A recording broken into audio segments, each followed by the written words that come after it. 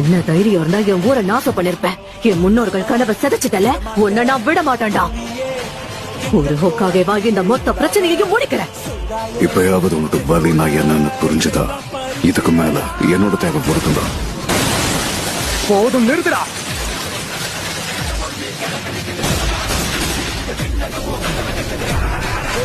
என்ன நடக்குதாங்க? எனக்கு எதுவுமே தெரிய மாட்டேங்குது. அது அற்புதம். அந்த பெயின் அவன் ஒரே அடியில வீழ்த்திட்டான். என்ன தோணுது தாத்தா? உங்களுக்கு இவன் அந்த 2 பேரை ஞாபகப்படுத்துறானா? ஆமா, பாக்க அப்படியே இருக்கான். நருட்டோ அவனோட மூதாதையர்களையே மிஞ்சிட்டான்.